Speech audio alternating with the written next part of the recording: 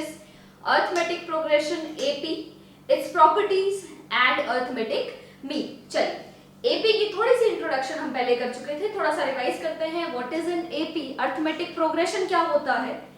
कोई भी sequence AP तब बनता है when difference between a term and its previous term is always same, जिसको हम लिख सकते हैं an minus 1 is always same, which is equals to d.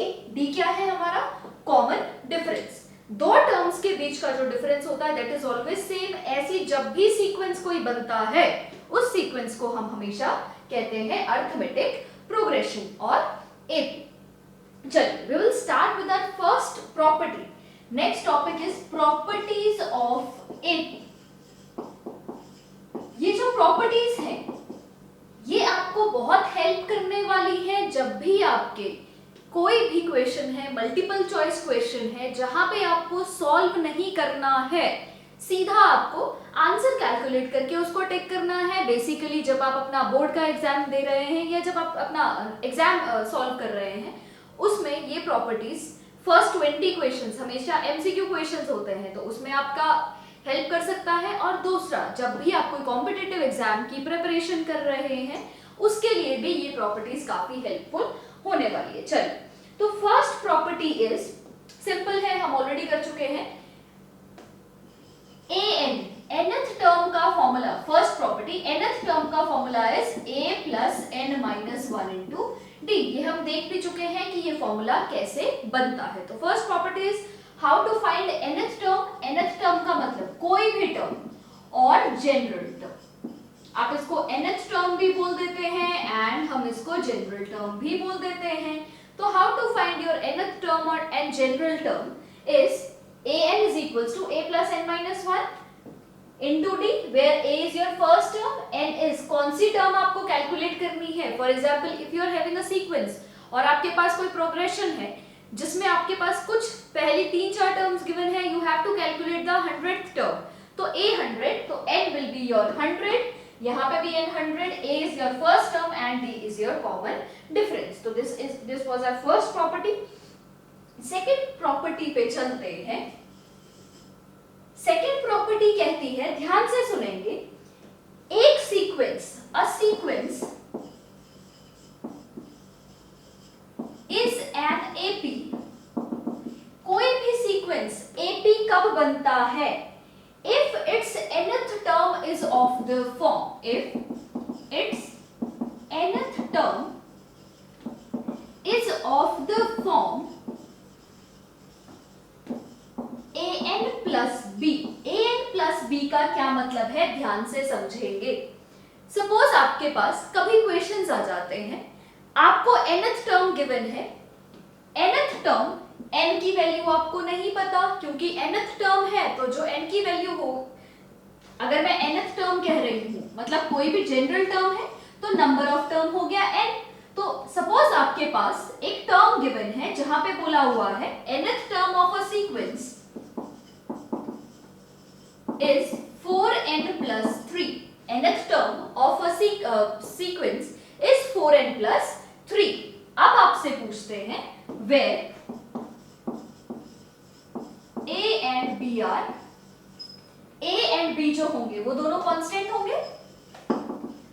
where a and b are some constant, then your common difference, where a and b are constant, then common difference d will be equal to, common difference d will be equal to a. जो आपका common difference होगा इस case में वो किसके equal होगा? a के equal होगा. मतलब आपको nth टर्म ये गिवन है 4n plus 3, आपसे पूछा गया है what will be the common difference. तो d is nothing but coefficient of n. d is nothing but coefficient of n. d is nothing but coefficient of n. सीधा सा आपको वैल्यूज भी, अदरवाइज हम क्या करते, हम n की वैल्यू कैलकुलेट पुट करते उसके बाद हम d निकालने की कोशिश करते. वो नहीं करना है. जब भी आपके पास, पहली बात, कोई भी सीक्वेंस AP कब होगा?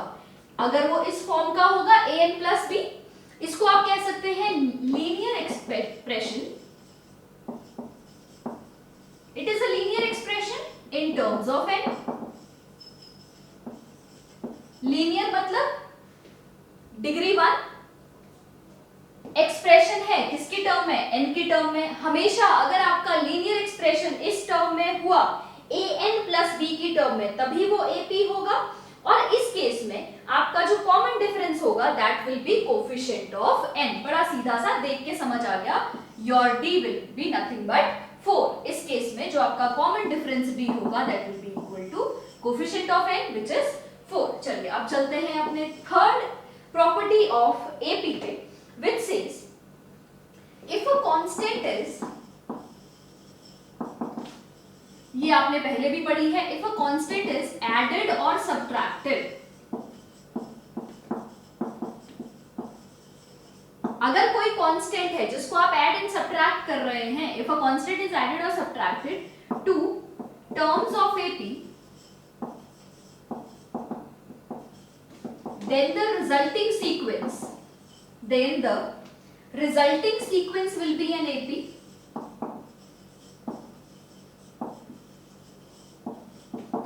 will also be an AP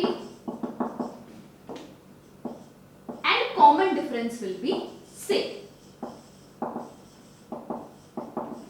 will be same for both the sequences, will be same for both the sequences।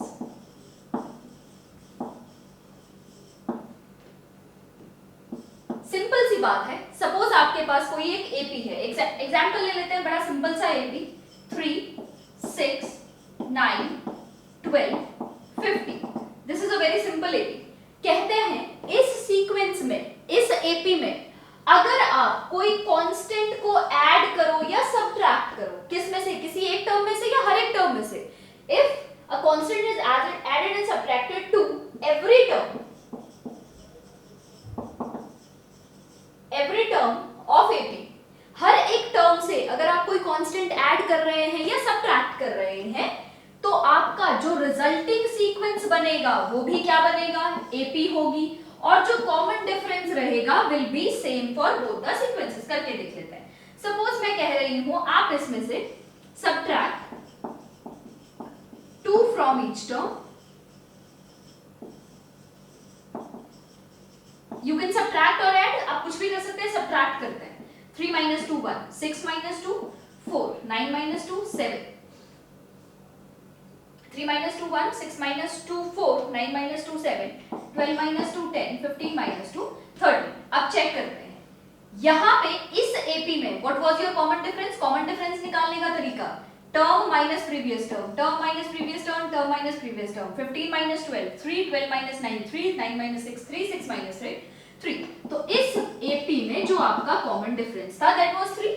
यहाँ पे आता है 1 4 7 10 13, 13 - 10 3, 10 - 7 3, 4 - 7 3, 4 - 1 3। तो इस एपी का जो कॉमन डिफरेंस हुआ वो भी 3 हुआ, और ये एपी ही बनी क्योंकि आपने देख लिया पहली टर्म और दूसरी टर्म में जो हर बार जो तीसरी टर्म बन रही है या जो अगली टर्म बन रही है वो प्रीवियस में कोई एक फिक्स नंबर ऐड करने के बाद बन रही है।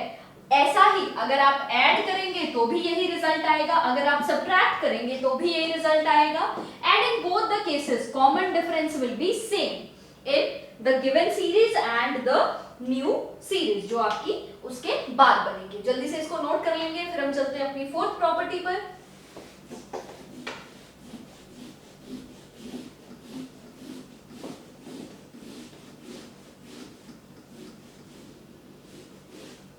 फोर्थ प्रॉपर्टी कहती है if each term of an AP is multiplied or divided with same number with some constant, then the resulting sequence, जो आपका resulting sequence बनेगा सोच के देखेंगे रिजल्टिंग सीक्वेंस क्या बनेगा, एपी बनेगा या नहीं बनेगा। Resulting sequence will also be an AP. ठीक है जी, रिजल्टिंग सीक्वेंस तो एपी बन गया, but what about the common difference? ध्यान से सुनेंगे। In such a case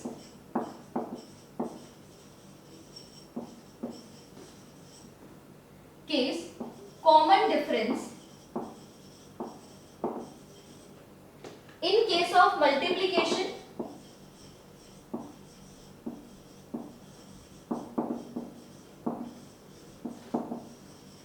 is kd।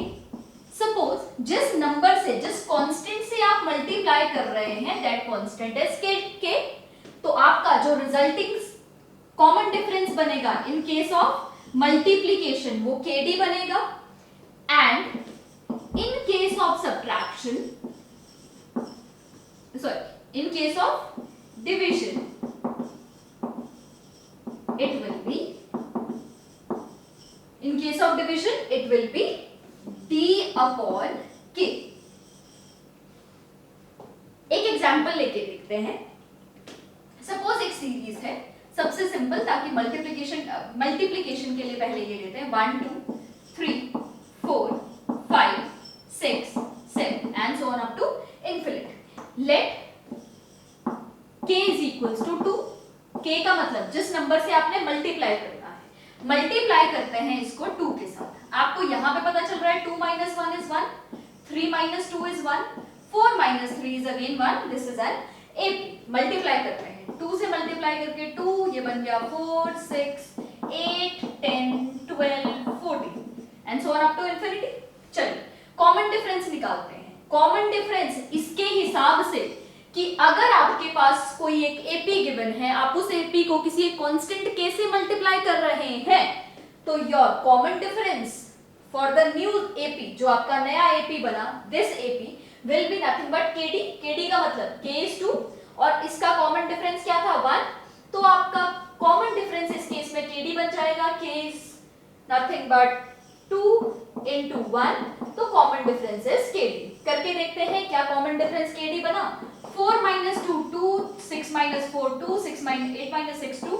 ध्यान से देखेंगे हर जगह कॉमन डिफरेंस आपका कांस्टेंट रह रहा, कॉमन डिफरेंस हमेशा आपका क्या बन रहा है, k multiplied by d। k is nothing but वो कांस्टेंट जिससे आप मल्टीप्लाई कर रहे हैं, d is the common difference of the original AP और द गिवन AP। चलिए अब चलते हैं अपने मल्टीप्लिकेशन के लिए। मल्टीप्लिकेशन के लिए सीरीज थोड़ी सी बड़ी ले लेते हैं ताकि जब मल्टीप्लाई करें तो नंबर्स छोटे हो जाए। Suppose we have a series 4 8 12 16 20 and so on. अब सबसे इजी एग्जांपल ले ताकि आपको करने में मुश्किल ना हो। You can take any example, आप करके देखेंगे आंसर हमेशा सेम आएगा। What is the common difference here? 4 का टेबल चल रहा है तो कॉमन डिफरेंस इज 4 और k, लेट्स से जिससे आपको डिवाइड करना है हम 2 ले लेते हैं। डिवाइड करते हैं, divided by 2, 4 divided by 2 4, 6 16 divided by 2 8, 20 divided by 2 and so on. अब ध्यान से देखेंगे, इसके अकॉर्डिंग अगर हम इसके हिसाब से चलें तो ये कह रहा है अगर आपका कॉमन डिफरेंस गिवन सीरीज का d है, तो common difference of the new series, अगर आप हर एक टर्म को divide by some constant k कर रहे हैं, तो new common difference will be, common difference of the new AP will nothing but d by k। what is your d? d is 4। what is k? k is 2। what will be the new common difference? new common difference will be 2। क्या आपको देखने से नजर आ रहा है common difference 2 है? ध्यान से देखेंगे, 4 minus 2 2, 6 minus 2 2, 8 2 10 2। तो बिल्कुल वही चीज है जो हमने यहाँ पे की थी, बस एग्जाम्पल के थ्रू देख रहे हैं। आपको हेल्प करेंगी ये चीजें अगर आप याद रखेंगे इनको अपने कॉम्पिटिशन के लिए। आप इसको जल्दी से नोट कर लेंगे, फिर हम चलते हैं अपनी नेक्स्ट प्रॉपर्टी पर।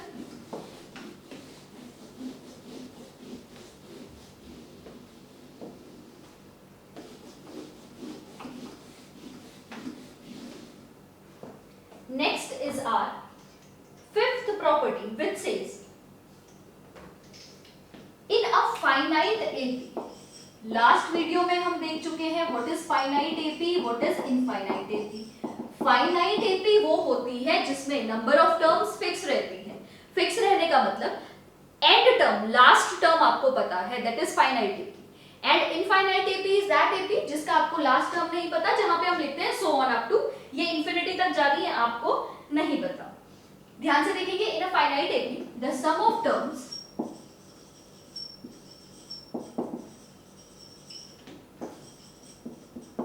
equidistant from the beginning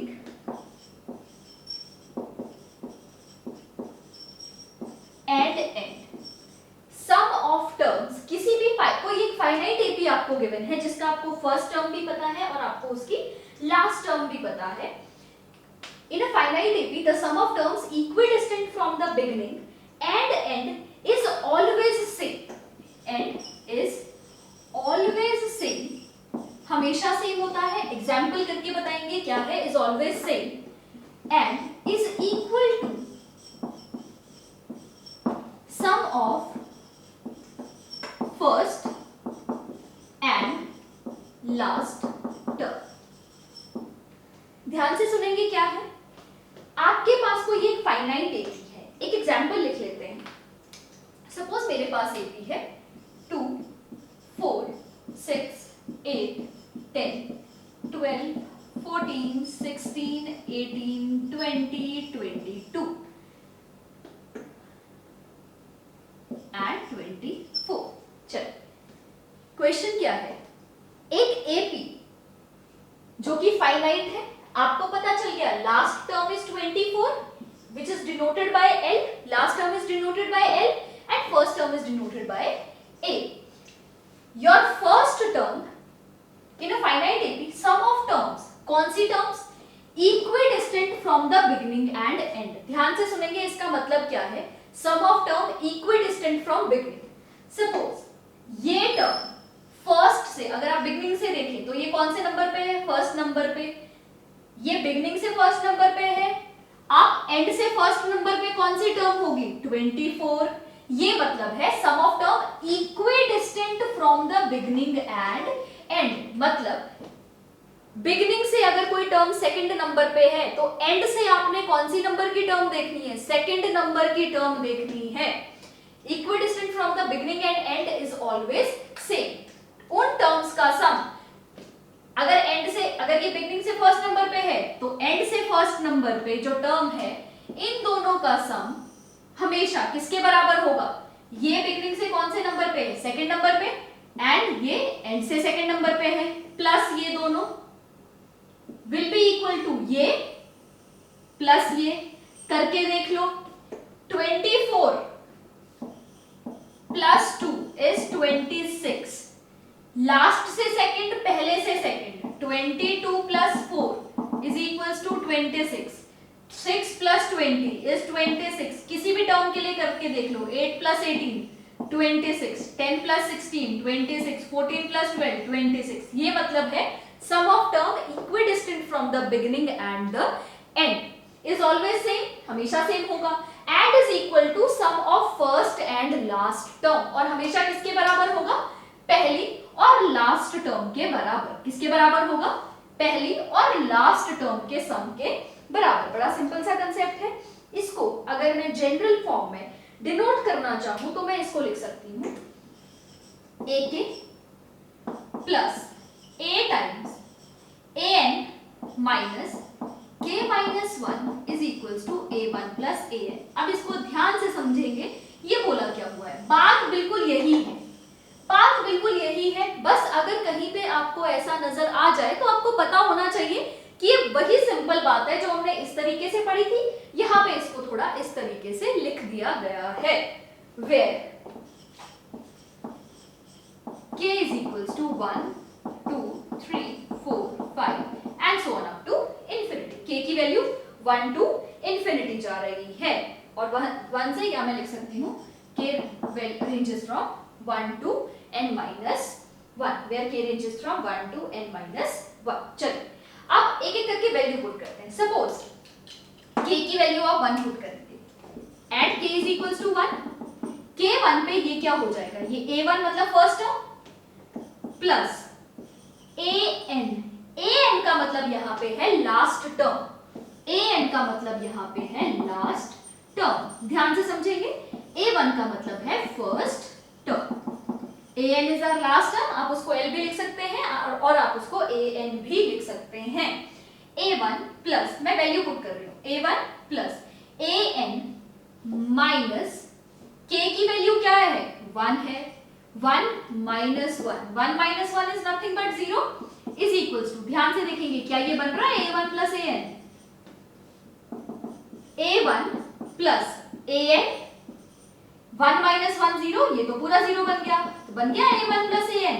second में आप k की वैल्यू को 2 पुट करके देखो, बिल्कुल वही चीज बनेगी, पहले से सेकंड बनेगी और ये लास्ट से सेकंड टर्म बनेगी। लास्ट से सेकंड टर्म क्या होगी, ध्यान से देखेंगे, सपोज आपकी कोई एपी चल रही है A1, A2, A3 and so on up to last, second last term होगी an-1, लास्ट टर्म होगी an, तो थर्ड लास्ट टर्म क्या हो जाएगी an-2, बिल्कुल ऐसे ही चलता रहेगा, तो वो यहाँ पे आ जाएगा। चेक करते हैं at k is equals to 2, वैसे तो आप लोग ये खुद चेक कर सकते हैं पर फिर भी एक बार हम वैल्यू पुट करके देख लेते हैं। K2 पे तो ये बन गया सेकंड टर्म हमारा, अगर फर्स्ट से हम सेकंड ले रहे हैं तो लास्ट से भी सेकंड टर्म आनी चाहिए, बिल्कुल सही है, और लास्ट से सेकंड टर्म का मतलब क्या है an-1, second term from the last is nothing but an-1। चलिए A2 plus an and minus ये आ जाएगा k-1, k का वैल्यू क्या है 2 माइनस 1 इज इक्वल्स टू, ये तो हमने पढ़ा है हमेशा सबका sum will be equal to first term plus last term. Value put करते हैं, वैल्यू पुट करके हम आंसर निकालने की कोशिश करते हैं an, ध्यान से देखेंगे, minus 2 minus 1 is nothing but 1 is equals to A1 plus an, बिल्कुल सही चीज। पहले से अगर सेकंड टर्म ले रहे हो तो लास्ट से भी सेकंड टर्म लेना है, उसका सम हमेशा किसके इक्वल आएगा, फर्स्ट टर्म और लास्ट टर्म के सम के बराबर आएगा। बड़े इजी से, सपोज आपको कोई क्वेश्चन आ गया 3, 4 so on up to this, let's say this is term k and this is 20, अब कह रहा है find the value of k, कैसे निकालेंगे, आपको पता है हमेशा 20 प्लस 3 23, तो k प्लस 4 भी किसके इक्वल होना चाहिए, 23 के इक्वल ही होना चाहिए। अब बड़े इजीली आप k की वैल्यू फाइंड आउट कर सकते हैं। चलिए अब चलते हैं हम अपनी नेक्स्ट प्रॉपर्टी पर, आप इसको जल्दी से नोट कर लेंगे, फिर हम स्विच करते हैं नेक्स्ट प्रॉपर्टी पर।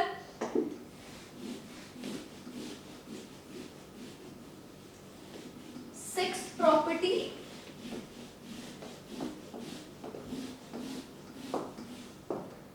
चलिए हमारी नेक्स्ट प्रॉपर्टी कहती है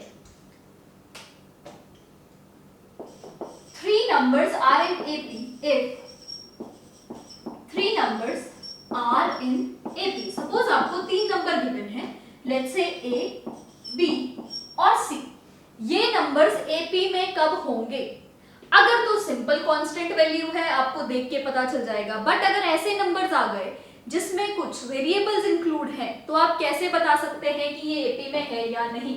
ध्यान से सुनेंगे, 3 numbers are in AP, कब 3 नंबर्स AP में होते हैं, व्हेन सेंटर वाला जो नंबर है उसको अगर हम ट्वाइस कर दे और वो फर्स्ट प्लस लास्ट के इक्वल आ जाए, then 3 numbers are in AP। Centre को ट्वाइस करके 2 times B is equals to A plus C, this is the condition if 3 numbers are in AP। चलिए नेक्स्ट पे चलते हैं property, which is 7th property, बिल्कुल same इसी की जैसी है, बस नंबर्स थोड़े से बदल गए हैं। सपोज आपके पास कुछ नंबर्स हैं, 3 consecutive numbers हम ले लेते हैं, कैसे, suppose there are 3 consecutive numbers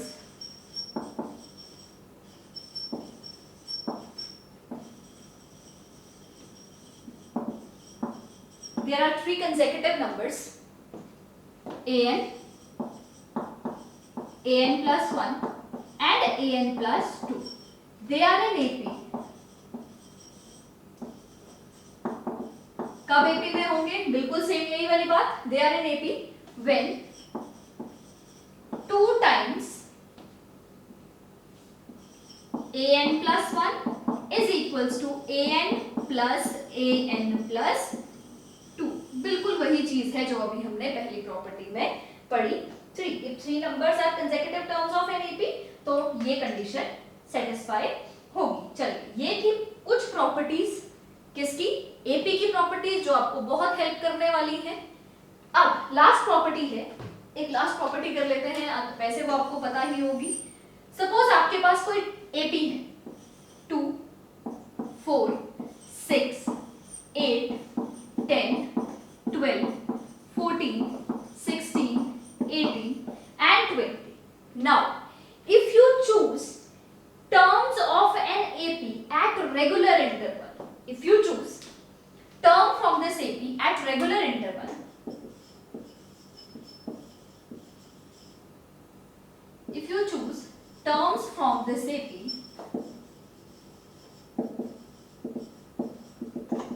at regular interval, regular interval मतलब अभी बताती हूँ क्या है regular interval, then the resulting sequence will also be an AP. Then the resulting sequence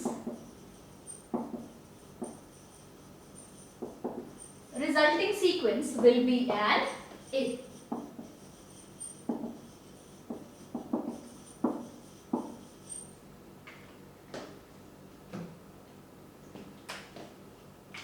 Then the resulting sequence will be an AP. ध्यान से देखेंगे कैसे। सपोज मैंने पहले टर्म चूज किया 2, जब मैं पहला टर्म 2 चूज कर रही हूँ, मैं 4 स्किप कर रही हूँ, उसके बाद मैंने 6 चूज किया।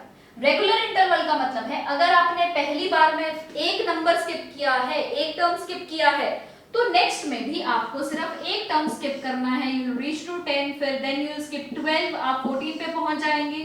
After that you will skip 16, आप 18 पे पहुंच जाएंगे एंड सो ऑन। अब ध्यान से देखिए रिजल्टिंग सीक्वेंस क्या बना, 2 6 10 14 18। चेक करेंगे क्या ये एपी बन रहा है या नहीं बन रहा है। 2 और 4 का डिफरेंस, 2 और 6 का डिफरेंस 4, 10 और 6 का डिफरेंस 4, 14 और 10 का डिफरेंस प्लस 4, 18 और 14 का difference plus 4। Resulting sequence is also an AP. बस आपको ये ध्यान रखना है जो नंबर है वो रेगुलर इंटरवल पे आपको चूज करने हैं। नंबर रेगुलर इंटरवल पे चूज करने हैं, चाहे आप 2 का गैप देके 2 टर्म स्किप करके तीसरी पे जाओ, 2 टर्म स्किप करके तीसरी पे जाओ, but interval must be regular.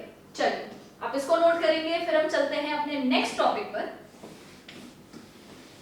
which is आपने 10th क्लास में कुछ क्वेश्चंस किए होंगे। क्वेश्चंस आते थे sum of 3 terms of an AP, sum of 3 consecutive terms of an AP is this। तो जब हम ये क्वेश्चंस कर रहे थे, बहुत बार आपने देखा होगा आपको बोला जाता था कि आपने जो 3 टर्म्स चूज करनी है, जिस भी बुक में आपने पढ़ा होगा, if 3 odd terms, if you are choosing 3 odd terms, तो हम यूजुअली कैसे चूज करते थे, a plus d, a minus d, हमेशा। बस वही चीज है कि जब भी आप टर्म्स चूज करें तो आप कैसे चूज करें, हमेशा जब भी हम कुछ लेट करते हैं हम इस तरीके से लेट करते हैं ताकि हमारी कैलकुलेशन इजी हो जाए। हम ऐसा नहीं चाहेंगे कि बहुत मुश्किल से चीज लेट करें और उसकी वजह से हमारी कैलकुलेशन मुश्किल हो जाए। बस अभी वही बता रही हूँ कि when you are choosing some terms, when you are selecting some terms, तो आपको किस तरीके से टर्म्स को सिलेक्ट करना है। First is selecting odd terms in an AP. Selecting का मतलब, सपोज क्वेश्चन आता है sum of first 3 terms of an AP, sum of 5 terms of an AP, तो आपको बेसिकली 5 टर्म्स चूज करनी पड़ेंगी। क्वेश्चन ऐसे ही होते हैं, sum of 3 terms of an AP is 10 and आगे कुछ और कंडीशन है, देन फाइंड द एपी। तो आपको जो टर्म्स चूज करनी है वो किस तरीके से चूज करनी है, ध्यान से सुनेंगे।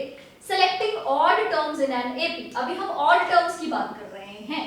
अगर आपको आए 3 टर्म्स चूज करो या 5 टर्म्स चूज करो, तो first is are when you are choosing 3 terms या सेलेक्टिंग 3 टर्म्स, तो आप कैसे सिलेक्ट करेंगे। जब भी आपको 3 टर्म्स सेलेक्ट करनी है किसी एपी की, तो you will select terms like, पहली टर्म ए ले लिया। इसका पर्पस क्या होता है, सपोज आपने 3 टर्म्स चूज कर लिए और आपको क्वेश्चन आता है sum of 3 terms, some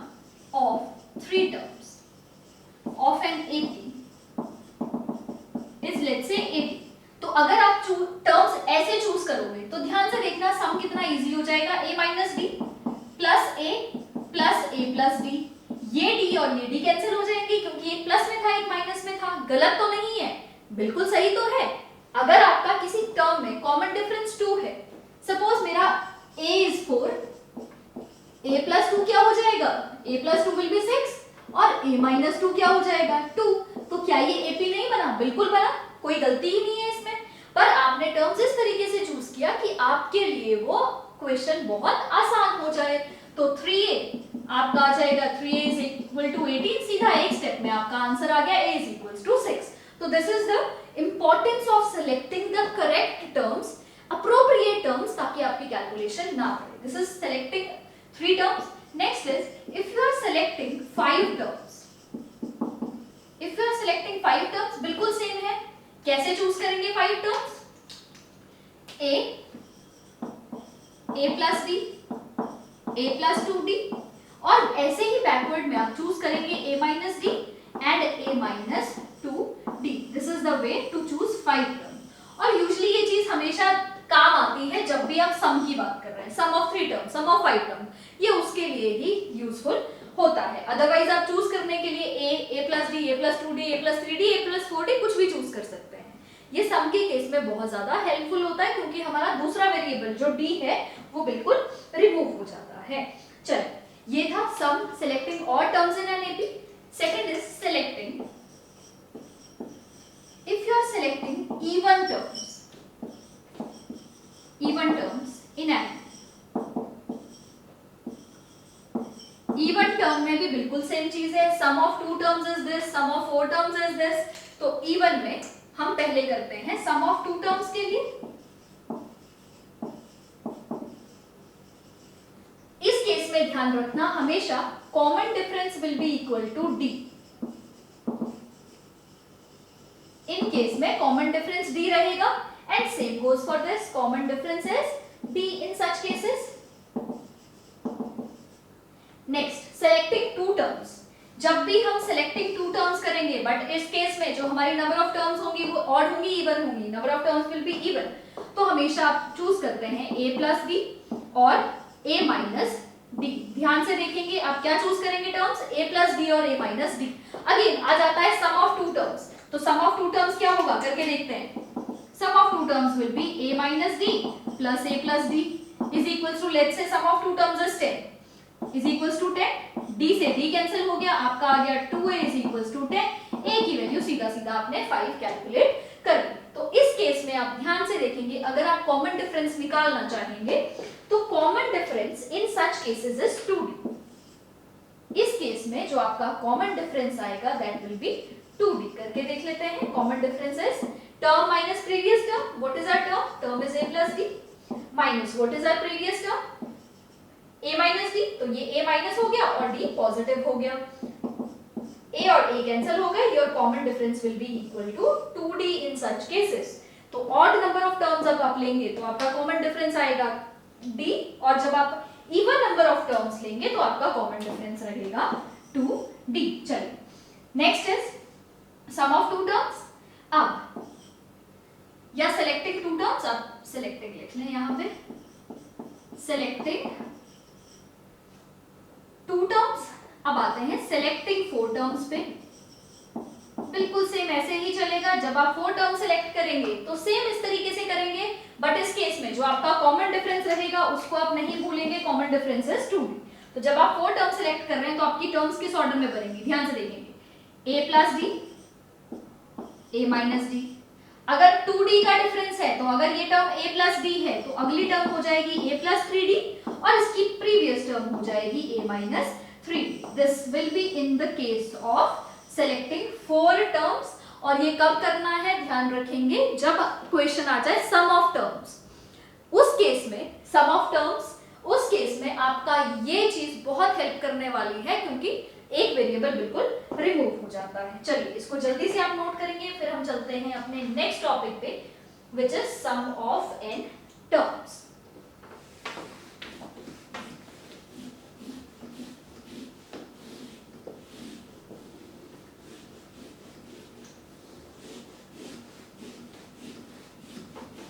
Next topic is sum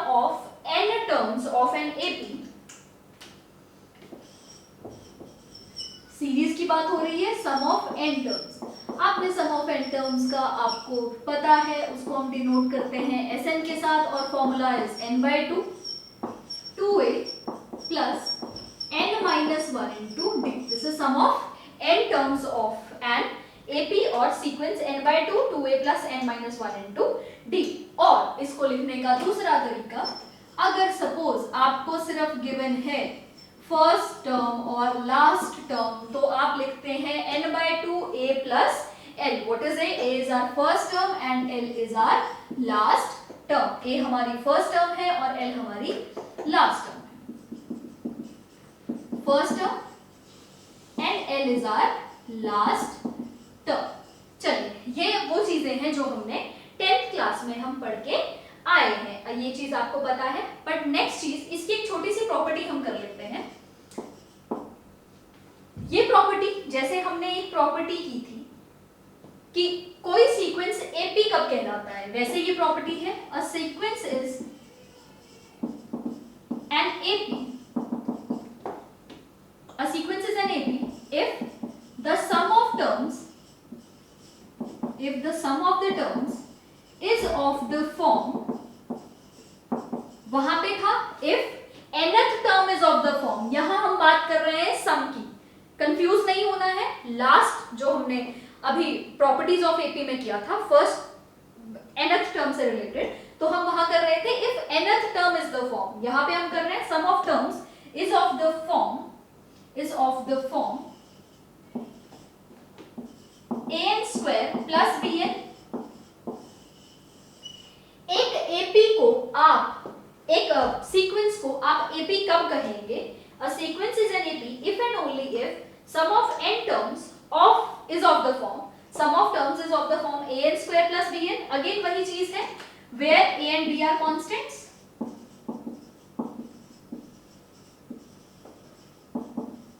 where a and b है हमारे कांस्टेंट है। तो in such cases common difference जो होगा in such AP, such common difference of such AP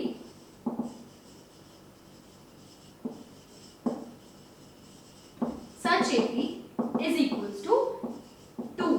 in AP का कॉमन डिफरेंस क्या होगा? 2 है। 2a, जो भी n स्क्वायर का कोफिशिएंट होगा उसको आप 2 से मल्टीप्लाई कर देंगे, that will be your common difference. फिर से समझते हैं, एक सीक्वेंस एपी कब होगा? इफ अगर आपके पास जो सम दिया हुआ है, सम ऑफ कौन सी टर्म्स? n टर्म्स लिख लेते हैं। सम ऑफ n टर्म्स एक जनरलाइज फॉर्म है, कोई एक फिक्स्ड कांस्टेंट नंबर नहीं है। अगर वो इस फॉर्म में गिवन है an स्क्वायर प्लस bn, तभी वो क्या बनेगा? तभी वो एक एपी बनेगा। a and b are constant और common difference in such AP is 2a। चलिए एक एग्जांपल लेते हैं। सपोज आपके पास एग्जांपल गिवन है 3n स्क्वायर प्लस 5n। आपके पास sum of n terms given है 3n square plus 5n। Sn sum of n terms is 3n square plus 5n।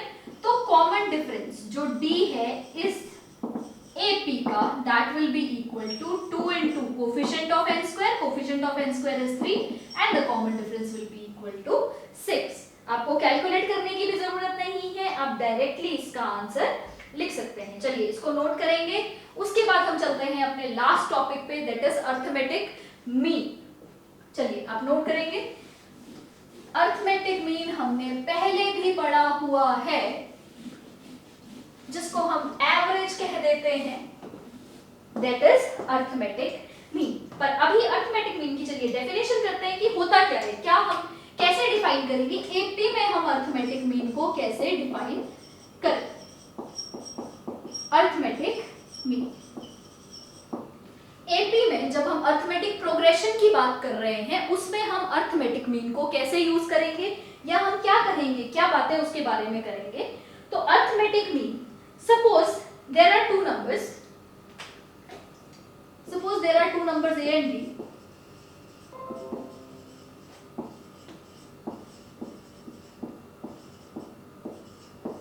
दो नंबर्स है मेरे पास a and b। अब आपसे पूछा जाता है find the arithmetic mean of a and b, then arithmetic mean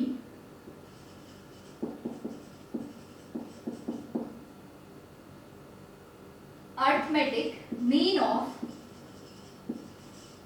A and B is A is a number A और B का अर्थमेटिक मीन मैंने क्या लेट कर लिया, A लेट कर लिया, A such that A comma B are in A। Suppose दो numbers हैं A और B, आपको A एंड B का अर्थमेटिक मीन कैलकुलेट करना है।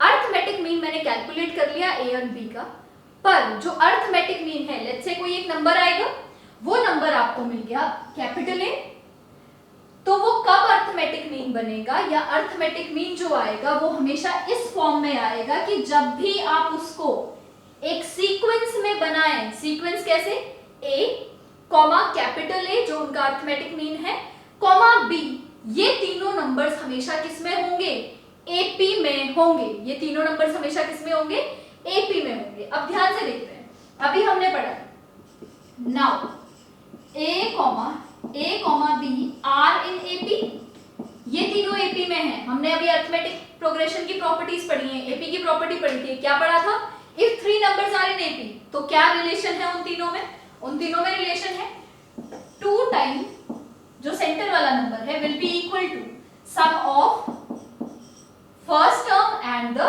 थर्ड टर्म और लास्ट टर्म। इसका मतलब अर्थमेटिक मीन जिसको मैं A से डिनोट कर रही हूं will be nothing but A plus B by 2। Arithmetic mean is nothing but sum of these two numbers, जिन भी दो नंबर्स के बीच का अर्थमेटिक मीन निकालना है, दोनों को ऐड करेंगे और डिवाइडेड बाय 2 कर देंगे।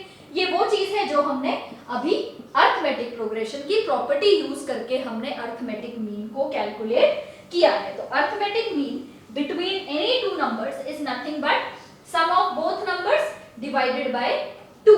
अगर आ जाए arithmetic mean of let's say n numbers, n terms, अगर आपके पास n टर्म्स आ जाए, उनका आपको अर्थमेटिक मीन निकालना है, n टर्म्स का अर्थमेटिक मीन निकालना है, suppose A1, A2, A3, A4 and so on up to An। Number of terms कितनी हो गई टोटल n, तो उनका अर्थमेटिक मीन जो होगा that will be equal to nothing but sum of all the terms divided by total number of terms. Sum of all the terms which is A1 plus A2 plus A3 so on up to An divided by n। n is nothing but total number of terms। तो arithmetic mean जिसको हम किससे denote कर रहे हैं, A से denote कर रहे हैं, will be sum of all terms divided by n। This is arithmetic mean between two numbers। ये बड़ा सिंपल सा क्वेश्चन है, बड़ा सिंपल सा कंसेप्ट है कि arithmetic mean क्या है, दोनों को ऐड करो डिवाइडेड बाय 2 कर दो। इसके बाद आता है नेक्स्ट पार्ट जिसके बेसिस पे जिस पे बेस्ड बहुत सारे क्वेश्चंस आते हैं, वो है हाउ टू इंसर्ट। अभी तो मैंने A और B के बीच, दो नंबर्स हैं A और B, उसके बीच सिर्फ एक नंबर इंसर्ट किया है दैट इज A। अगर क्वेश्चन आए कि एक नंबर नहीं इंसर्ट करना है, आपको n डिफरेंट नंबर्स इंसर्ट करने हैं, अभी मैंने सिर्फ A इंसर्ट किया है, क्या सिर्फ एक ही नंबर ऐसा एग्जिस्ट करता होगा कि अगर मैं उसको एंटर करूंगी, उसको A और B के बीच पुट करूंगी तो वो AP बनेगा? क्या ऐसे बहुत सारे नंबर्स एग्जिस्ट नहीं करते होंगे? काफी नंबर्स एग्जिस्ट करते होंगे जिनको आप A और B के बीच अगर इंसर्ट करोगे तो पूरा जो सीक्वेंस है that will form an AP। तो अब जो नेक्स्ट क्वेश्चन है that is how to insert different numbers, different arithmetic mean between two given numbers. चलिए आप इसको नोट करेंगे, फिर हम करते हैं अपना last topic which is inserting arithmetic mean between A and B। Inserting of an arithmetic mean between A and B।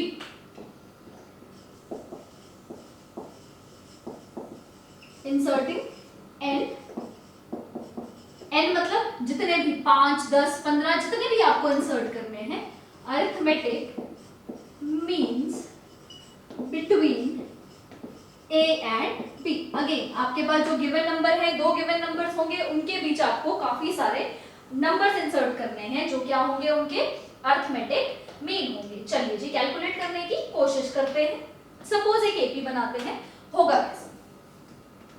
Let the arithmetic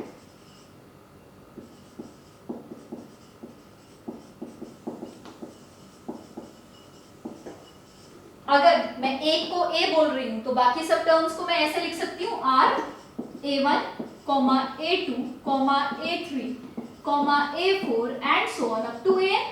मैंने n अर्थमेटिक मीन उसके बीच इंसर्ट कर दी। Therefore final sequence will be of the form, या final AP will be of the form. किस तरीके की बनेगी फाइनल सीक्वेंस? ध्यान से देखेंगे।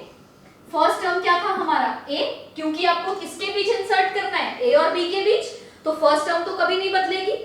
ये नई टर्म्स जो इंट्रोड्यूस होंगी, जो इंसर्ट होंगी, वो ये हैं, पर ये बीच में इंसर्ट होंगी, तो पहली और लास्ट जो है वो तो बिल्कुल सेम वही रहेगी। हाँ जी, बिल्कुल सेम रहेगी। a, first term is a1, a2, a3, a4 and so on up to an, comma last term will be our b। पहले तो इस चीज को समझेंगे, आपने a और b के बीच नंबर्स इंसर्ट करने हैं, और जो आपने a और b के बीच नंबर्स इंसर्ट किए हैं वो है a1, a2, a3, a4 and so on up to an। चलिए, तो इसको मैं, this is our first term, इस पूरे एपी की ये फर्स्ट टर्म है, और b जो है वो इस पूरे एपी की लास्ट टर्म है। बिल्कुल सही। इस पूरे एपी की first term is a and last term is b। अब आप सोच के बताओ, इस पूरी एपी में what are the number of terms, what are total number of terms in this AP?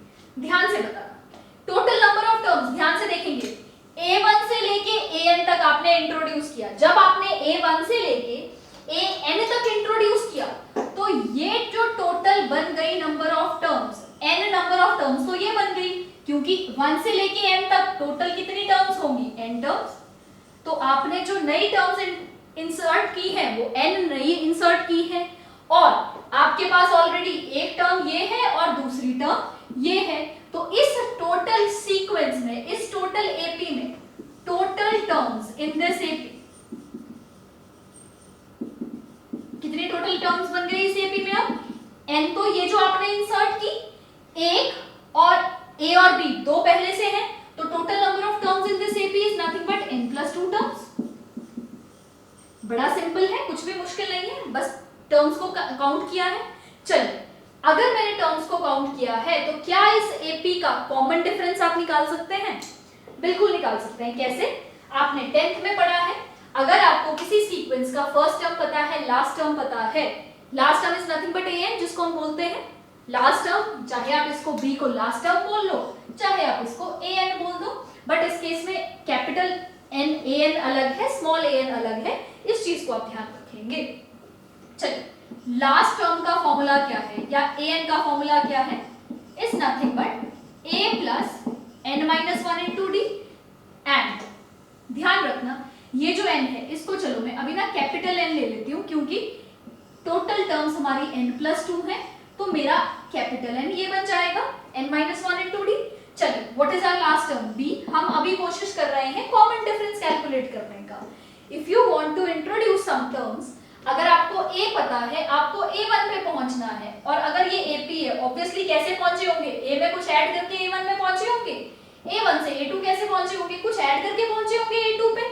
उसके लिए सिंपल चीज जो आपको करनी है, you have to calculate the common difference. वो अभी हम वही कर रहे हैं। What is first term of AP? Is n plus n की वैल्यू क्या है? n की value is nothing but n plus 2 minus 1 into D. b is equals to a plus n minus 1, sorry n plus 1 into D. ध्यान से देखेंगे, b is equals to a plus, आपको b calculate करना है, d calculate करना है? d calculate करना है। चलिए, d को हम इस तरफ रखते हैं, ये a इधर प्लस हो रहा है, इधर जाके माइनस हो जाएगा, और ये n प्लस 1 d के साथ मल्टीप्लाई हो रहा था, इधर जाके d के साथ ये डिवाइड हो जाएगा। सॉरी, d के साथ ये इधर मल्टीप्लिकेशन में था, इधर जाके ये डिवाइड हो जाएगा। तो what is common difference of such series is b minus a upon n plus 1। सबसे पहला इंपॉर्टेंट काम जो करना था वो हम कर चुके हैं। क्या इंपॉर्टेंट काम था? to find the common difference. Now common difference of such series, मैं फिर से इधर लिख देती हूँ, d is equals to b minus a. What is b? b is your last term. What is a? a is your first term upon n minus 1. What is n? Total number of terms. So total number of terms आपको कितनी introduce करनी थी, that is n. ये ध्यान रखिए, capital N is total number of terms in this series which is equal to total number of terms. मैं यहाँ पे लिख लेती हूँ n, capital N. Capital N की बात नहीं हो रही है, स्मॉल n की बात हो रही है कि कितनी टर्म्स आपने इंट्रोड्यूस इसमें करनी है. इस चीज को आप ध्यान रखेंगे. चलिए जी, नेक्स्ट है, ये हमने कैलकुलेट कर लिया, d कैलकुलेट कर लिया, b minus a upon n minus 1. Very important step. इसके बाद हम कैलकुलेट करते हैं अब जो a और b के बीच अर्थमेटिक मीन हमने कैसे कैलकुलेट करना है, अब ध्यान से देखेंगे. आपका कॉमन डिफरेंस d आ गया, ठीक है जी. अब सपोज आपसे कोई पूछे a1 कैसे आएगा, क्या आपको a पता है? जी बिल्कुल पता है. तो a1 will be nothing but a plus d. ये कॉमन डिफरेंस को आप d नहीं समझेंगे, अब ध्यान रखेंगे, d वो वाला d नहीं है जो हम पहले पढ़ रहे थे, सिर्फ d है. यहाँ पे जो d है उसकी वैल्यू है b minus a upon n minus 1. तो first step is to find the common difference. Then इस स्टेप में जो कॉमन डिफरेंस आएगा उसको आप यहाँ पे प्लॉट करेंगे. चलिए अब चलते हैं सेकंड टर्म पे, a2. a2 कैसे कैलकुलेट होगा? a2 will be nothing but a2 क्या होगा? a1 plus d. a1 की वैल्यू क्या है इस स्टेप से? a1 की value a plus d1. Suppose किसी क्वेश्चन में हम ये क्यों कर रहे हैं, मैं ये कर रही हूं कि अगर आपको सिर्फ फर्स्ट टर्म पता है, फर्स्ट टर्म से आप उसके n डिफरेंट मीन्स कैसे इंसर्ट कर सकते हैं, n डिफरेंट अरिथमेटिक मीन कैसे इंसर्ट कर सकते हैं. अदरवाइज सिंपल सा है, आपने d निकाल दिया, इसमें ऐड करके a1 निकल जाएगा, इसमें ऐड करके a2 निकल जाएगा, इसमें ऐड करके a3 निकल जाएगा. अदरवाइज अगर आप फर्स्ट टर्म से हर एक टर्म निकालना चाहते हैं तो a प्लस d, इसकी वैल्यू थी प्लस d, तो ये बन जाएगा a प्लस 2d. ऐसे ही अगर मैं a3 निकालना चाहूं थर्ड अरिथमेटिक मीन, तो वो निकल जाएगा a प्लस 3. कंफ्यूज नहीं होना है, ये a1 a2 a3 वो स्मॉल a1 a2 a3 नहीं थे, nth टर्म वाला a1 a2 a3 नहीं है. These are arithmetic mean. सिर्फ डिफरेंस क्या होता था उसमें आपको याद होगा, a1 is equals to a, a2 is a plus d. यहाँ पे क्या है, जो यहाँ पे 2, अगर यहाँ पे 2 है तो d के साथ भी वही 2 मल्टीप्लाई हो रहा है, अदरवाइज एवरीथिंग इज सेम. अगर मैं a4 निकालना चाहूँ तो आपको समझ आ गया होगा a plus 4d. तो अगर आपको ऐसे ही कोई capital A10 is 10th number, जो 10th अरिथमेटिक मीन कैलकुलेट होगा, that will be equal to a plus 10d. और अगर हम जनरलाइज करें an, last arithmetic mean, that will be a plus n into d. इस चीज को आप हमेशा याद रखेंगे. This is the formula to calculate n different arithmetic means. चलिए जी, ये तो आ गया. इसका नेक्स्ट टॉपिक जो है that is how can you calculate sum of these arithmetic mean between a and b. अब नेक्स्ट टॉपिक है, अभी तक हमने ये मीन्स इंसर्ट करने सीख लिए. चलिए जी, अब नेक्स्ट टॉपिक हम कर रहे हैं sum of n arithmetic means between a and b. ठीक है, n अरिथमेटिक मीन इंसर्ट कर दिए. अब आपसे कोई पूछे what is sum of these n arithmetic mean, calculate कर लेते हैं, कोई बड़ी बात नहीं है. अगर हम अरिथमेटिक मीन निकाल चुके हैं तो हम उसको कैलकुलेट भी कर लेंगे. सीधा सा हम इसका फॉर्मूला रिड्यूस कर रहे हैं, उसके बाद आप वैल्यूज पुट करें सीधा, जैसे मर्जी आपका मन है, क्योंकि इतना तो आपको एपी आता है कि how to find sum of terms, first term क्या लेना है, लास्ट टर्म क्या लेना है, सीधा सा वो कंसेप्ट है. चलिए, sum of n arithmetic mean between a and b. अब ध्यान से एक चीज आप नोट करेंगे, एक सीरीज चल रही है यहां से लेके यहां तक, एक सीक्वेंस चल रहा है यहां से लेके पूरा यहां. अगर आपके पास एक सीक्वेंस गिवन है जिसकी फर्स्ट टर्म a है और लास्ट टर्म b है, तो क्या आप उसकी सम ऑफ टर्म्स के बारे में कुछ बता सकते हैं? जी बिल्कुल बता सकते हैं. सम Sn plus 2 क्यों? क्योंकि जब मैं फर्स्ट टर्म ये ले रही हूँ और लास्ट टर्म ये ले रही हूँ तो टोटल नंबर ऑफ टर्म्स क्या है मेरे पास n+2। Sn+2 is nothing but अगर मैं पूरा सीक्वेंस का सम लेना चाहूँ तो इट विल बी n+2/2। यही होता है n/2, पर इस केस में जो n है वो n नहीं है, दैट इज n+2। और व्हाट इज फॉर्मूला, अभी आपने इस थोड़ी देर पहले पढ़ा था, सम ऑफ n टर्म्स का फॉर्मूला है n/2 first term plus last term. बिल्कुल सही बात, इसमें कोई गलती नहीं है। चल अब आपको सिर्फ इस पूरे सीक्वेंस का सम चाहिए था या सिर्फ आपको यहां से लेके यहां तक का सम लेना था? आपको तो सिर्फ इतना सम लेना था। तो क्या करेंगे, आपको पूरे सीक्वेंस का सम पता है, आपको ए और बी भी पता है, बड़ा सिंपल सा है। छोटा सा एग्जांपल, ये कुछ नंबर्स हैं 2, a1 पता नहीं, a2 पता नहीं, a3 पता नहीं और an तक भी पता नहीं, 8 पता है, लास्ट टर्म पता है लेट्स से 80। तो इस पूरे का सम आपको पता है कि ये पूरा जब सम करते हैं तो लेट्स से ये 1000 आ जाता है। अगर मैं पूछूं यहां से लेके यहां तक का सम बताओ, बेसिक मैथ्स है, पूरे का सम 1000 है, उसमें से 80 को माइनस कर दो, 2 को माइनस कर दो, ये जो बीच में अननोन क्वांटिटीज है उनका सम आ जाएगा। या आपको ये पता है 2x 80 is equal to let's say 200। What is x, कैसे पता करोगे? 200 सबका सम है, 80 माइनस कर दो, 2 माइनस कर दो, बचे हुए का x की वैल्यू आ जाएगी। बिल्कुल वो भी वही यहाँ कर रहे हैं, यहां से लेके यहां तक का आपको पूरे का सम पता है। आपसे सिर्फ ये पूछा है यहां से लेके a1 से लेके an तक का सम निकालो।